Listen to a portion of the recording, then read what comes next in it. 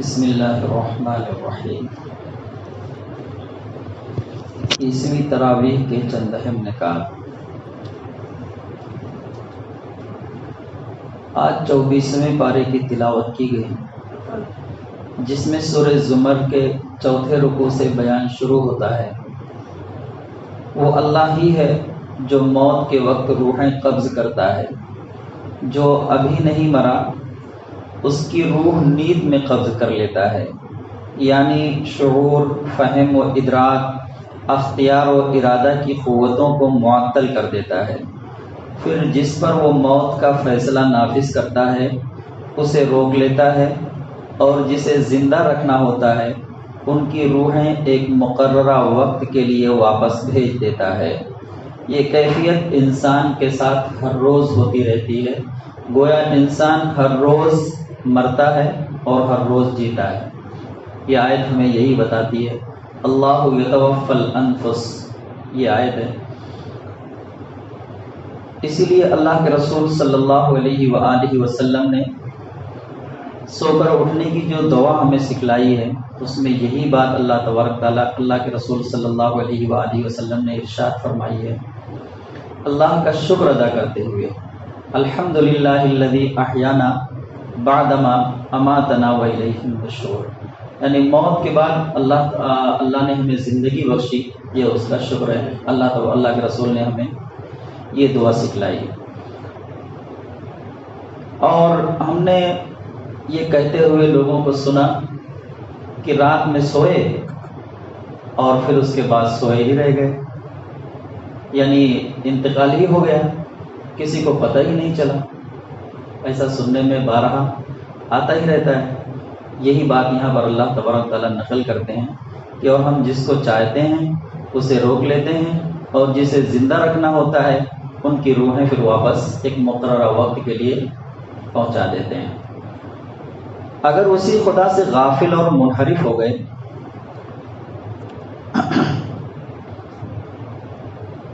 پھر سونے کے بعد کوئی انسان نہیں کہہ سکتا کہ وہ کل واقعتاً زندہ ہی اٹھے گا، وہ مر بھی سکتا ہے۔ اسی طرح جو انسان خدا کے ہاتھ میں اتنا بے بس ہے وہ کیسا سخت نادان ہے اگر اسی خدا سے غافل اور منحرف ہو۔ ہم اپنا جائزہ لیں ان الفاظ پر۔ اس میں منکرین قرآن کی حالت بیان کرتے ہوئے ارشاد فرمایا کہ اللہ کو چھوڑ کر دوسرے سفارشی انہوں نے سمجھ رکھے ہیں کہ انہیں خدا کی پکڑ سے بچا لیں گے۔ ان کی کوئی حقیقت نہیں، نہ وہ کسی چیز پر اختیار رکھتے ہیں، نہ انہیں کوئی شعور ہے۔ سفارش کا سارا اختیار تو اللہ کے ہاتھ میں ہے کہ اس کی اجازت کے بغیر کوئی کسی کے لیے سفارش نہ کر سکے گا، اور نہ کوئی غلط بات کسی کے حق میں کہہ سکے گا۔ دوسری بات یہ ہے کہ شفاعت کے بارے میں غلط عقیدہ قائم کر لینے کی وجہ سے ان کا اعتماد اپنے گڑھے ہوئے سفارشیوں پر قائم ہو گیا ہے۔ اسی لیے جب اکیلے اللہ کا ذکر کیا جاتا ہے تو آخرت پر حقیقی ایمان نہ رکھنے والوں کے دل دھڑکنے لگتے ہیں، کیونکہ اس طرح اس کی پکڑ کا تصور سامنے آ جاتا ہے۔ مگر جب اللہ کو چھوڑ کر دوسروں کا ذکر کیا جاتا ہے تو یکایک خوشی سے کھل اٹھتے ہیں، کیونکہ اس طرح آخرت سے بے قید زندگی بسر کرنے کا لائسنس ہاتھ آ جاتا ہے۔ یہ بات ساری دنیا کے مشرکوں میں یکساں ہے، اور بدقسمتی سے اب مسلمان بھی اس کا شکار ہو گئے ہیں۔ زبان سے تو کہتے ہیں کہ ہم اللہ کو مانتے ہیں، مگر حال یہ ہے کہ جب اکیلے اللہ کا ذکر کیا جائے تو ان کے چہرے بگڑنے لگتے ہیں۔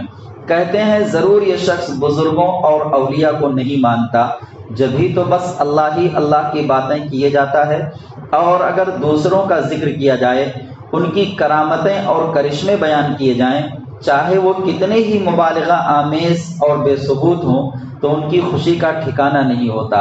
اس طرز عمل سے صاف ظاہر ہوتا ہے کہ ان کو اصل دلچسپی کس سے ہے۔ چنانچہ اس مسئلہ میں فیصلہ کن انداز میں فرمایا کہ فرما دیجئے، اے خدا، آسمانوں اور زمین کے پیدا کرنے والے، حاضر و غائب کے جاننے والے، تو ہی اپنے بندوں کے درمیان اس چیز کا فیصلہ کرے گا جس میں وہ اختلاف کر رہے ہیں۔ چھٹے رکوع میں فرمایا، اے نبی کہہ دو کہ اے میرے بندو، جنہوں نے اپنی جانوں پر زیادتی کی ہے، اللہ کی رحمت سے مایوس نہ ہو جاؤ۔ یقیناً اللہ سارے گناہ معاف کر دیتا ہے، وہ معاف کرنے والا، رحم کرنے والا ہے۔ پلٹ آؤ اپنے رب کی طرف اور مطیع ہو جاؤ قبل اس کے کہ تم پر عذاب آ جائے اور پھر تمہیں کہیں سے مدد نہ مل سکے، اور پیروی کرو اپنے رب کی بھیجی ہوئی کتاب کی قبل اس کے کہ تم پر اچانک عذاب آ جائے اور تم کو خبر نہ ہو۔ یہ آیت ہم جیسے گناہ گاروں کے لیے بہت ہی امید افزا ہے، بہت ہی امید افزا ہے۔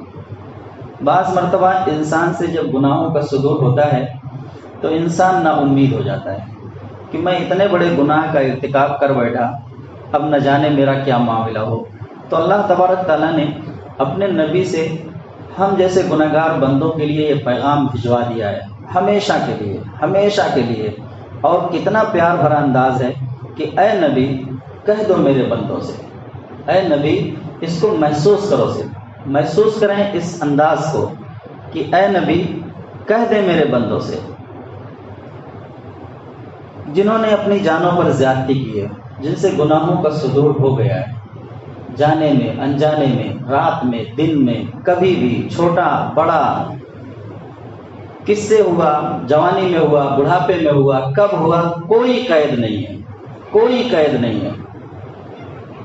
بال سفید ہو گئے ہیں، عمر 80 سال ہو گئی ہے، اب پلٹنا چاہتے ہیں، اب اپنے رب کی طرف رجوع کرنا چاہتے ہیں، تو میرا رب مجھ سے ہم سے یہ نہیں کہتا کہ اب کہاں آئے ہو، اب تو بوڑھے ہو گئے، اب تو بدن میں گناہ کرنے کی طاقت بھی نہیں رہی، تب آئے ہو میرے پاس۔ ایسا نہیں کہہ رہا ہے ہمارا رب۔ جب جب جب پلٹنا ہے، جب توفیق ہو گئی رجوع الی اللہ کی، ہمارا رب تیار ہے۔ یہ تو ہم ہیں جو مانتے نہیں ہیں، ہم ہیں جو مانتے نہیں ہیں۔ ایک وقت ایسا آئے گا کہ ہم مانیں گے، وہ نہیں مانے گا۔ مرنے کے بعد پچھلی آیتیں ہمارے سامنے 2-3 دن پہلے کی جو خلاصہ ہمارے سامنے آیا، اس میں یہی بات آئی ہے کہ مرنے کے بعد پھر انسان کہے گا کہ اللہ مجھے دوبارہ دنیا میں بھیج دیجیے اور میں اچھے عمل کر کے آؤں گا۔ تو اب پھر اس کی گنجائش نہیں ہے، اللہ کہے گا اب اس کی گنجائش نہیں ہے۔ اس دنیا میں رہتے ہوئے ہم سے اور آپ سے کتنا ہی بڑا گناہ کیوں نہ ہو گیا ہو، یہ آیت ہمیں یہ بتلا رہی ہے کہ مایوس نہ ہو، آ جاؤ، پلٹ جاؤ بس، اور کہو کہ اللہ ایک موقع اور دے دیجیے، یہ جو غلطی ہو گئی ہے اب دوبارہ نہیں کریں گے۔ یہی توبہ ہے کہ انسان اپنے دل میں ارادہ کر لے کہ یہ جو گناہ مجھ سے ہوا ہے اب آئندہ اس کو نہیں کروں گا۔ اگر پھر ہو جاتا ہے تب بھی مایوس ہونے کی ضرورت نہیں ہے، کیونکہ یہ آیت یہ نہیں ہمیں بتا رہی کہ ایک ہی مرتبہ معاف کیا جائے گا، پھر ہو گیا پھر آ جائیں کہ اللہ پھر سے یہ گناہ ہو گیا، پھر معاف کر دیجئے، ایک موقع اور دے دیجئے۔ یہ آیت ہمارے لیے بہت ہی امید افزا ہے، یہاں تک کہ شرک، کفر، اس سے بڑا گناہ تو اور کوئی ہے نہیں۔ اللہ تبارک تعالیٰ اسے بھی معاف کرنے کے لیے تیار ہے، اسے بھی معاف کرنے کے لیے تیار ہے۔ بس ہم اپنے مرنے سے پہلے اللہ کی طرف اپنے آپ کو رجوع کر لیں، اللہ سے رجوع کر لیں۔ یہ اللہ تبارک تعالیٰ نے ایک بہترین موقع ہمیں دیا ہے۔ یہ جو رمضان کا مبارک مہینہ چل رہا ہے یہ ہے ہمارے لیے، تاکہ اللہ نے دیا ہی ہے۔ اللہ تبارک تعالیٰ کہتے ہیں کہ یہ میرا مہینہ ہے اور یہ روزہ میرے لیے ہے، اس کا اجر میں ہی دوں گا، اور دوسری عبادتوں کا اجر اللہ نے فرشتوں کے ذریعے دینے کا وعدہ کیا، لیکن روزے کا اجر اللہ تعالیٰ کہتے ہیں کہ میں دوں گا، یہ صرف میرے لیے ہے۔ یہ مبارک مہینہ دیا ہی اللہ نے ہمیں اس لیے تاکہ ہم اللہ سے صلح کر لیں، اپنے گناہوں کی معافی چاہ لیں۔ پلٹ آؤ اپنے رب کی طرف اور مطیع ہو جاؤ قبل اس کے کہ تم پر عذاب آ جائے۔ پچھلے دنوں ایک آیت ہمارے سامنے آئی جس کا خلاصہ آیا کہ بڑے عذاب سے پہلے ہم چھوٹی چھوٹی تکلیفیں دے کر انسان کو اس کو آگاہ کرتے رہتے ہیں کہ دیکھو لوٹ آؤ، نہیں تو پھر بڑے عذاب میں مبتلا کر دیے جاؤ گے۔ اور بعض لوگ اچھے ہوتے ہیں جو چھوٹی تکلیف جیسے ہی آتی ہے فوراً آ جاتے ہیں اپنے رب کے پاس اور یقیناً رجوع کر لیتے ہیں، لیکن کچھ لوگ ایسے ڈھیٹ ہوتے ہیں کہ ان کی سمجھ میں تب تک نہیں آتا جب تک ان کے ہاتھ پیر نہیں ٹوٹ جاتے ہیں یا کسی بڑے عذاب میں نہیں مبتلا کر دیے جاتے۔ اور بڑا عذاب تو پھر مرنے کے بعد ہے جہاں سے پھر واپسی ممکن نہیں ہے۔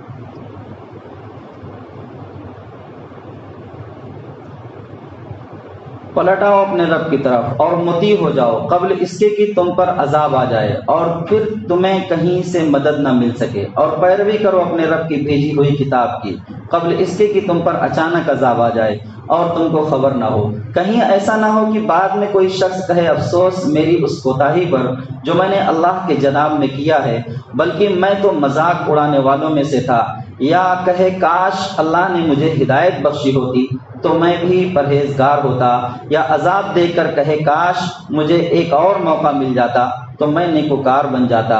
اس سے کہا جائے گا کیوں نہیں، میری آیات تیرے پاس آ چکی تھیں، پھر تو نے اسے جھٹلایا اور تکبر کیا تو انکار کرنے والوں میں سے تھا۔ جن لوگوں نے خدا پر جھوٹ باندھا قیامت کے دن ان کے منہ کالے ہوں گے۔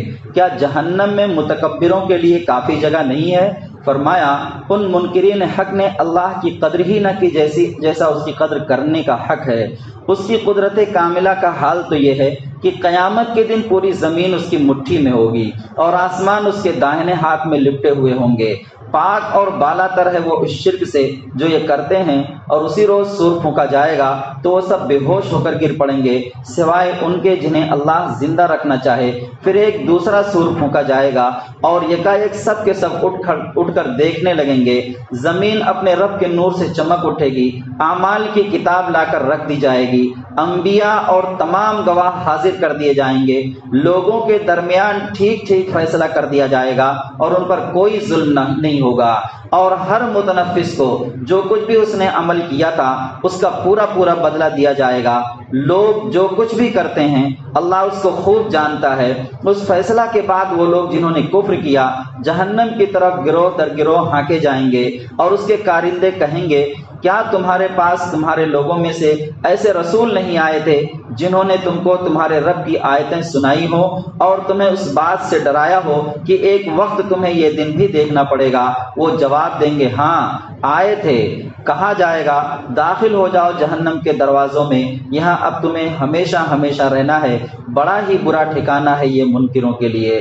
جو لوگ اپنے رب کی نافرمانی سے پرہیز کرتے تھے انہیں گروہ در گروہ جنت کی طرف لے جایا جائے گا، یہاں تک کہ جب وہ وہاں پہنچیں گے اور اس کے دروازے پہلے ہی کھولے جا چکے ہوں گے تو اس کے منتظمین ان سے کہیں گے سلام ہو تم پر، بہت اچھے ہو، داخل ہو جاؤ اس میں ہمیشہ ہمیشہ کے لیے۔ اور وہ کہیں گے شکر ہے اس اللہ کا جس نے ہمارے ساتھ اپنا وعدہ سچ کر دکھایا اور ہمیں زمین کا وارث بنایا، اب ہم جنت میں جہاں چاہیں اپنی جگہ بنا سکتے ہیں۔ یہ کتنا اچھا بدلہ ہے عمل کرنے والوں کے لیے۔ اور تم دیکھو گے کہ فرشتے عرش کے گرد گھیرا ڈالے اپنے رب کی حمد اور تسبیح کر رہے ہوں گے، اور لوگوں کے درمیان ٹھیک ٹھیک حق کے ساتھ فیصلہ چکا دیا جائے گا اور پکارا جائے گا حمد ہے اللہ رب العالمین کے لیے۔ سورہ زمر کے بعد سورہ مومن ہے اور یہ اتری بھی اس کے بعد ہی ہے۔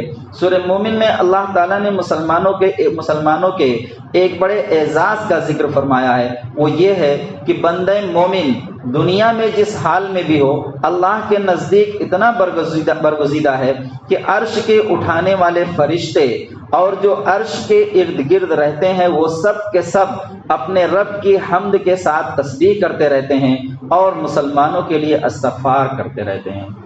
یہ کتنی بڑی فضیلت کی بات ہے ہمارے لیے کہ اللہ کے فرشتے ہمارے لیے دعائیں کر رہے ہیں کہ اے اللہ تو ان کی مغفرت فرما اور ان کو دوزخ کے عذاب سے بچا لے، اے ہمارے رب تو انہیں جنت عدن میں داخل فرما جس کا تو نے ان سے وعدہ کیا ہے، ان کے والدین، بیویوں اور اولاد میں سے جو صالح ہوں انہیں بھی داخل فرما، تو قادر مطلق اور حکیم ہے، تو انہیں قیامت کے دن کی برائیوں سے بچا، جس کو تو نے اس دن بچا لیا اس پر تو نے بڑا رحم کیا اور یہی بڑی کامیابی ہے۔ اللہ تعالیٰ نے مسلمانوں کو یہ خوشخبری سنائی کہ ان کے لیے عرش کے فرشتے دعائیں کرتے ہیں۔ اس زمانہ میں کفار مکہ نبی صلی اللہ علیہ وآلہ وسلم کو قتل کرنے کی سازشیں بھی کر رہے تھے، چنانچہ جواب میں آل فرعون کے ایک ایسے شخص کا قصہ سنایا گیا جو حضرت موسیٰ علیہ السلام پر ایمان لے آیا تھا۔ اس قصہ سے 3 گروہوں کو سبق دیا گیا ہے۔ کفار مکہ کو بتایا گیا کہ جو کچھ محمد صلی اللہ علیہ وآلہ وسلم کے ساتھ تم کرنا چاہتے ہو، یہی کچھ اپنی طاقت کے بلبوتے پر فرعون حضرت موسیٰ علیہ السلام کے ساتھ کرنا چاہتا تھا۔ اب کیا یہ حرکتیں کر کے تم بھی وہی انجام دیکھنا چاہتے ہو جو فرعون نے دیکھا؟ محمد صلی اللہ علیہ وآلہ وسلم اور آپ پر ایمان لانے والوں کو یہ سبق دیا گیا کہ یہ ظالم بظاہر کتنے ہی زبردست کیوں نہ ہو اور تم مقابلہ میں کتنے ہی کمزور اور بے بس کیوں نہ نظر آتے ہو، مگر تمہیں یقین رکھنا چاہیے کہ جس اللہ کے دین کو سربلند کرنے کے لیے تم کام کر رہے ہو، اس کی طاقت ہر دوسری طاقت پر بھاری ہے، لہذا جتنی بڑی دھمکی یہ دے سکتے ہیں اس کے جواب میں بس اللہ کی پناہ مانگ لو اور اس کے بعد بالکل بے خوف ہو کر اپنے کام میں لگ جاؤ، اللہ کی مدد ضرور آئے گی۔ یہ جو ڈھنڈورا پیٹا جا رہا ہے، اس سے ہمیں بہت زیادہ خوف کھانے کی ضرورت نہیں ہے۔ دل میں ہم ڈر کو جگہ بالکل نہ دیں، دل میں ہم ڈر کو جگہ بالکل نہ دیں، ہم اپنا تعلق اپنے رب سے مضبوط کر لیں، یہی ہمیں کام کرنا ہے، اور ہم اسی سے دور ہوتے جا رہے ہیں۔ جتنا ہم اس سے دور ہوتے جائیں گے اتنا ہمارے دل میں خوف بیٹھتا جائے گا، کیونکہ پہلی تراویح کا جو خلاصہ ہمارے سامنے آیا تھا، اس میں اللہ تبارک تعالیٰ نے یہ بات کہی تھی کہ اللہ کے ذکر سے دوری نے ان کے دل میں بزدلی پیدا کر دی۔ جب ہم اللہ کے ذکر سے دور ہو جائیں گے، اپنے رب سے دور ہو جائیں گے، تو ایمان ہمارا کمزور ہو جائے گا۔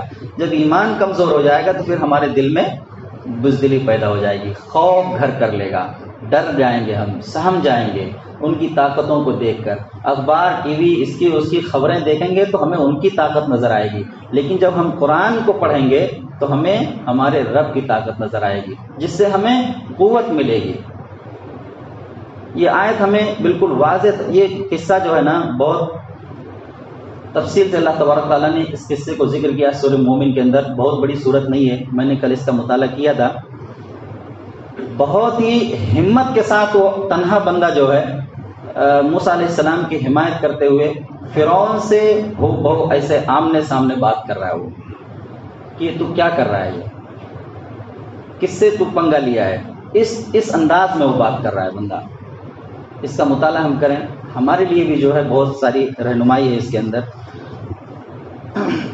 ان دونوں کے علاوہ لوگوں کا ایک تیسرا گروہ بھی معاشرے میں موجود تھا۔ وہ ہم اللہ کی پناہ میں، اللہ تبارک تعالیٰ نے پھر سے ایک مرتبہ پڑھتا ہوں، اس کو دیکھیں۔ محمد صلی اللہ علیہ وسلم اور آپ پر ایمان لانے والوں کو یہ سبق دیا گیا کہ یہ ظالم بظاہر کتنے ہی زبردست کیوں نہ ہو اور تم مقابلے میں کتنے ہی کمزور اور بے بس کیوں نہ نظر آتے ہو۔ جب بات مقابلے کی آتی ہے تو ہمارے دل میں ایک خوف آتا ہے کہ ان کے پاس طاقت ہے، قوت ہے، پولیس ان کی، فوج ان کی، ہتھیار ان کے پاس، اور یہ وہ سب پتہ نہیں کیا کیا ہمارے دلوں میں خیالات آتے ہیں۔ لیکن اب مشاہدہ کیا ہوگا کہ اگر ہمارے چند نوجوان کھڑے ہو جاتے ہیں تو پھر وہ کدھر جاتے ہیں پتہ نہیں لگتا ہے، پھر اللہ ایسا خوف ان کے دلوں میں بٹھاتا ہے۔ اللہ تبارک تعالیٰ نے نا قرآن کے اندر روب کا ذکر کیا، روب۔ جب سورہ بدر، غزوہ بدر کا جہاں پر تذکرہ ہے تو وہاں پر بھی اللہ تبارک تعالیٰ نے کہا کہ ہم نے ان کے دلوں پر تمہارا روب ڈال دیا، ان کے دلوں پر تمہارا روب ڈال دیا۔ یہ روب کیا ہے، اس کا ہم اس طرح سے اندازہ لگائیں کہ آپ اگر کسی سے مرعوب ہو گئے، کسی کا خوف آپ کے دل میں اگر بٹھا دیا گیا یا بیٹھ گیا، تو پھر آپ کے پاس کتنی ہی طاقت کیوں نہ ہو، آپ جنگ وہیں ہار جائیں گے۔ آپ سے کسی کی کشتی ہو رہی ہو اور جو بندہ سامنے ہے جس سے آپ کو لڑنا ہے، اگر اس کا روب آپ کے جسم پر طاری ہو گیا تو آپ کے پاس اگر طاقت کا پہاڑ ہے کام نہیں آئیں گے، پھر پیر کپ کپانے لگ جائیں گے، کیونکہ پہلے ہی ہم مرعوب ہو گئے۔ تو روب کو اللہ تبارک تعالیٰ نے کتنی اہمیت دی ہے، اور اس کو مشروط کیا ہے اچھے اعمال کے ساتھ، کہ جب ہم اللہ سے اپنا رشتہ مضبوط کیے رہیں گے تو اللہ ہمارا روب ان کے اوپر ڈال دے گا۔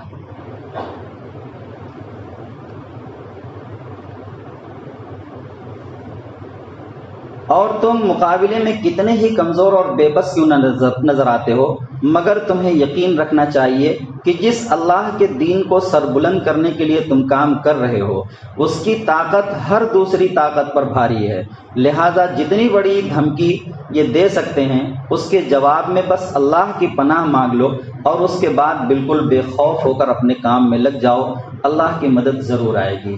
ہم کیسے بے خوف ہو سکتے ہیں؟ کیونکہ ہمارا تعلق تو ہمارے رب سے جیسا مضبوط ہونا چاہیے ویسا ہے ہی نہیں۔ اس سے پہلے جیسے میں نے مثال دیا تھا کہ اگر مجھے ابھی یہاں پر کوئی مارنے لگ جائے اور عبدالرشید صاحب سامنے موجود ہوں اور میرے تعلقات ان سے بہتر نہ ہوں تو میں ان سے کوئی امید رکھ سکتا ہوں کہ یہ میری مدد کریں گے؟ کیونکہ میرے تعلقات ہی بہتر نہیں ہیں۔ اور اگر میرے تعلقات ان سے اچھے ہیں اور میرے ساتھ یہاں پر کوئی زیادتی کر رہا ہے تو پھر میرا بھی دل بڑا ہو جائے گا کہ ابھی عبدالرشید صاحب میری مدد کر دیں گے کیونکہ میرے دوست ہیں۔ تو جب ہم اللہ کو اپنا دوست بنا لیں گے تو ہمارے دل میں یہ یقین رہے گا۔ صحابہ کرام کا یقین کیسے رہتا تھا؟ وہ ان کا تعلق ان کے رب سے جیسا ہونا چاہیے تھا ویسا انہوں نے بنا کر رکھا ہوا تھا، تو رب پر یقین تھا کہ اللہ کی مدد ضرور آئے گی، اس لیے وہ بے خوف رہتے تھے۔ بلکہ انہوں نے تو یہاں تک کہا کہ ہم کو جتنا ڈرایا جاتا تھا ہمارے ایمان میں اتنا ہی اضافہ ہو جاتا تھا، جتنا ڈرایا جاتا تھا ہمارے ایمان میں اتنا اضافہ ہو جاتا تھا۔ ان کی ہمت ٹوٹتی نہیں تھی، وہ کہتے تھے ہماری ہمت اور بڑھ جاتی تھی، کیونکہ ان کا تعلق ان کے رب سے بنا ہوا تھا، مضبوط تھا۔ یہی ہم جو ہے کمزور پڑ جا رہے ہیں۔ ان دونوں کے علاوہ لوگوں کا ایک تیسرا گروہ بھی معاشرے میں موجود تھا۔ وہ ان لوگوں کا گروہ تھا جو اپنے دلوں میں یہ جان چکے تھے کہ حق نبی صلی اللہ علیہ وسلم کے ساتھ ہی ہے اور کفار سراسر زیادتی کر رہے ہیں، مگر یہ جان لینے کے باوجود خاموشی سے یا غیر جانبدار رہتے ہوئے تماشا دیکھ رہے تھے۔ ہمیشہ معاشرے میں ایسے لوگ موجود ہوتے ہیں، ہمیشہ معاشرے میں ایسے لوگ موجود ہوتے ہیں جس کا ذکر یہاں پر کیا جا رہا ہے۔ اللہ نے اس موقع پر ان کے ضمیر کو جھجھوڑا ہے اور انہیں بتایا ہے کہ جب حق کے دشمن اعلانیہ تمہاری آنکھوں کے سامنے اتنا بڑا ظالمانہ اقدام کرنے پر تل گئے ہیں تو حیف ہے تم پر، یعنی افسوس ہے تم پر کہ تم اب بھی گھر بیٹھے تماشا دیکھ رہے ہو۔ اگر تمہارا ضمیر بالکل مردہ نہیں ہو گیا ہے تو اٹھ کر تم وہی فرض انجام دو جو فرعون کے بھرے دربار میں اس کے اپنے درباریوں میں سے ایک سچے آدمی نے انجام دیا تھا۔ جب فرعون نے حضرت موسیٰ علیہ السلام کو قتل کرنا چاہا تو جو مصلحتیں تمہیں زبان کھولنے سے روک رہی ہیں وہی مصلحتیں ان کا راستہ بھی روک رہی تھیں، مگر اس نے ہمت کر کے کہا میں تو اپنا معاملہ اللہ کے سپرد کرتا ہوں، اور ساری مصلحتوں کو ٹھکرا کر حق کی بات کہہ دی کہ کیا تم ایک ایسے شخص کو اس بنا پر قتل کر دو گے کہ وہ کہتا ہے کہ میرا رب اللہ ہے اور فرعون اس کا کچھ نہ بگاڑ سکا۔ سورہ حامیم سجدہ میں فرمایا گیا خدائے رحمان رحیم نے اہل عرب پر عظیم احسان کیا کہ قرآن کو عربی زبان میں ان کے لیے نذیر و بشیر بنا کر اتارا ہے۔ اس احسان کا حق یہ تھا کہ لوگ اس کی قدر کرتے، لیکن یہ تکبر کے ساتھ اس نعمت کو ٹھکرا رہے ہیں اور ایمان لانے کے بجائے اس عذاب کا مطالبہ کر رہے ہیں جس سے ان کو ڈرایا جا رہا ہے۔ جواب میں آپ ان کو بتا دیجئے کہ مجھے جس توحید کی وحی ہوئی تھی وہ میں نے تم کو پہنچا دی ہے، رہا عذاب کا معاملہ تو یہ چیز میرے اختیار میں نہیں ہے، میں ایک بشر ہوں، اللہ نہیں ہوں۔ اس کائنات میں جو قدرت و حکمت، جو رحمت و ربوبیت اور جو نظم و اہتمام تمہیں نظر آ رہا ہے وہ گواہ ہے کہ یہ سب کچھ کسی کھلنڈرے کا کھیل نہیں ہے، نہ یہ مختلف دیوتاؤں کے کھیل یا ان کی آپس کی جنگ کا میدان ہے، بلکہ ایک زبردست قدرت اور علم رکھنے والے واحد اللہ کی منصوبہ بندی سے وجود میں آیا ہوا کارخانہ ہے۔ اس لیے جو لوگ اپنے گڑھے ہوئے خداؤں اور سفارشیوں کے بھروسے پر اللہ اور آخرت سے غافل ہیں وہ اپنی شامت کے منتظر ہیں۔ قیامت کے دن ہر ایک کے کان، آنکھ اور ہاتھ پاؤں خود ان کے خلاف گواہی دیں گے اور انہیں معلوم ہو جائے گا کہ ان کی گمراہی کا ایک سبب یہ تھا کہ وہ سمجھتے تھے کہ ان کے بہت سے اعمال کی خبر اللہ کو بھی نہیں ہوتی۔ جو لوگ تمام مخالفتوں اور سازشوں کے برخلاف توحید پر جمے رہیں گے، قیامت کے دن ان کے پاس فرشتے اللہ تعالیٰ کی ابدی رحمتوں اور نعمتوں کی خوشخبری لے کر آئیں گے اور کہیں گے بس اب نہ کوئی اندیشہ ہے نہ غم، جنت میں تمہارے لیے ہر وہ چیز موجود ہے جس کا تمہارا دل چاہے اور جو تم طلب کرو۔ مسلمانوں کے صبر و استقلال کو خراج تحسین پیش کیا کہ جب ہر طرف سے ہمت شکن حالات سے سابقہ ہو، اس وقت ایک شخص ڈنکے کی چوٹ پر کہے کہ میں مسلمانوں میں سے ہوں اور دوسروں کو بھی وہ اللہ کی طرف بلائے اور نیک عمل کرے، اس سے بڑھ کر اور اچھی بات کس کی ہو سکتی ہے۔ نبی صلی اللہ علیہ وآلہ وسلم کے سامنے اس وقت سب سے سخت سوال یہ تھا کہ جب اس دعوت کی راہ میں مشکلات کی ایسی سخت چٹانیں حائل ہیں تو راستہ کیسے نکالا جائے گا؟ اس سوال کا حل یہ بتایا گیا کہ یہ نمائشی چٹانیں خواہ کتنی ہی سخت نظر آتی ہوں مگر اخلاق حسنہ کا ہتھیار وہ ہتھیار ہے جو انہیں توڑ کر اور پگھلا کر رکھ دے گا۔ صبر کے ساتھ کام لیجئے اور جب کبھی شیطان اشتعال دلائے تو اس کے دھوکے میں نہ آئیے بلکہ اللہ سے پناہ مانگیے اور صبر اور حکمت سے کام لیجئے۔ حقیقت یہ ہے کہ کائنات کی ہر شے اللہ کے آگے جھکی ہوئی ہے، اللہ کی نشانیوں میں سے ہیں یہ رات، دن اور سورج چاند۔ تم سجدہ نہ کرو سورج اور چاند کو بلکہ اس ذات کو سجدہ کرو جس نے انہیں بنایا۔ ہمارے لیے بھی اس آیت میں اللہ تبارک تعالیٰ نے ہمیں بھی پیغام دیا کہ یہ جو سخت چٹانیں نظر آ رہی ہیں، جو مخالفت ہو رہی ہے مسلمانوں کی، یہ مخالفت ختم کیسے ہوگی؟ اللہ تبارک تعالیٰ نے ہمیں ایک پیغام دیا، کیا؟ اچھے اخلاق سے۔ اچھے اخلاق سے یہ چٹانیں کمزور پڑیں گی۔ اللہ تبارک تعالیٰ نے اس آیت میں فرمایا ہے کہ اگر آپ کے ساتھ کوئی برائی کرتا ہے تو برائی کا بدلہ آپ اچھائی سے دو، برائی کا بدلہ اچھائی سے دو۔ یہ ہم اپنے گھریلو حالات سے لے کر ملکی حالات تک یہ آیت جو ہے ہمیں رہنمائی کرتی ہے۔ بعض مرتبہ بھائیوں میں نزاعت ہو جاتے ہیں، رشتہ داروں میں نزاعت ہو جاتے ہیں، ایک جو ہے تھوڑا سا ناراض ہو کر بیٹھ گیا تو دوسرا اس سے زیادہ سختی برتنے لگتا ہے، ایسا ہوتا ہے۔ تو اس سے حالات سلجھیں گے یا اور بگڑ جائیں گے۔ کبھی گندگی سے گندگی کو صاف کیا جا سکتا ہے۔ آپ کے کپڑے میں اگر پخانہ لگا ہے اس کو گٹر کے پانی سے اگر آپ دھونے کی کوشش کریں گے تو اس میں صفائی آئے گی؟ کبھی نہیں آئے گی۔ اس پر صاف پانی ڈالنا پڑے گا جو پاک اور صاف ہوگا، تب جا کر اس کے اندر صفائی آئے گی۔ اگر ایک شخص تھوڑا سا آپ سے ناراض ہو گیا ہے، وہ برائی کر بیٹھا ہے، اب آپ اس سے زیادہ اس سے ناراض ہو گئے، اس سے زیادہ اس کے ساتھ سختی کرنے لگ گئے، تو پھر یہ معاملات کبھی سلجھیں گے اور بڑھتے جائیں گے۔ تو کسی نہ کسی کو تو نرم ہونا پڑے گا۔ بہتر شخص وہ ہے جو برائی کا بدلہ اچھائی سے دے، جو برائی کا بدلہ اچھائی سے دے۔ یہ چیز ہمارے گھر سے لے کر ملکی حالات تک ہمیں بہتری کی طرف لائے گی اگر ہم یہ رویہ اختیار کریں گے۔ اس کے بعد بھی بعض لوگ ایسے ہوتے ہیں جو صرف جیسے ہمارے نبی سے پیارے اخلاق تو کسی کے ہو نہیں سکتے ہیں، مگر اس کے بعد بھی آپ کو ڈنڈا اٹھانا ہی پڑا۔ ابو جہل، ابو لہب جیسے لوگ موجود تھے معاشرے میں، ان کو وہ بھلائیاں، وہ اچھے اخلاق کچھ بھی متاثر نہ کر سکے۔ تو ایسے لوگ رہیں گے، ان کے لیے دوسرا راستہ ہے جو ہمارے نبی نے اختیار کیا۔ لیکن ایک عام بات یہاں پر جو کی جا رہی ہے وہ یہ ہے کہ برائی کا بدلہ ہمیں کس سے دینا ہے؟ بھلائی سے دینا ہے۔ اللہ تبارک تعالیٰ نے ایسے لوگوں کو پسند کیا ہے۔ آخر میں عذاب کے لیے شور مچانے والوں کے حال پر اظہار افسوس کیا گیا کہ ان کی بدبختی کا یہ حال ہے کہ اللہ نے اپنے فضل سے ان کو توبہ و اصلاح کی جو مہلت دی ہے تو یہ سمجھتے ہیں کہ یہ محض دھمکی ہے، حالانکہ اگر ابھی ذرا پکڑ میں آ جائیں تو اس سے نجات کے لیے لمبی لمبی دعائیں مانگتے نہیں تھکیں گے۔ جو ہمارا حال ہے کہ تھوڑی سی اگر ہمیں اللہ تبارک تعالیٰ پریشانی میں مبتلا کر دیتا ہے تو پھر ہم اپنا سارا کام چھوڑ کر تب ہم برابر مسجد میں آنے لگتے ہیں، تب ہم خود بھی دعائیں کرنے لگتے ہیں اور دوسروں سے بھی دعاؤں کی درخواست کرنے لگتے ہیں، اور ذرا سی اگر خوشحالی ہمیں دے دیتا ہے تو نہ ہمیں خود دعا کی ضرورت ہے نہ ہمیں کسی کی دعا لینے کی ضرورت ہے، ہمارا حال ایسا ہو جاتا ہے۔ تو ہمیں یہ رویہ نہیں اختیار کرنا چاہیے، ہمیں ہمارے رب سے ہمیشہ اپنے تعلق کو بہتر بنائے رکھنا چاہیے۔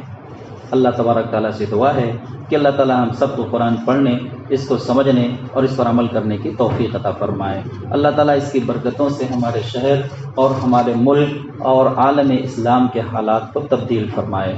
ربنا تقبل منا انک انت السمیع العلیم وتب علینا انک انت التواب الرحیم۔ صلی اللہ تعالی علی خیر خلقہ محمد وعلی آلہ واصحابہ اجمعین برحمتک یا ارحم الراحمین۔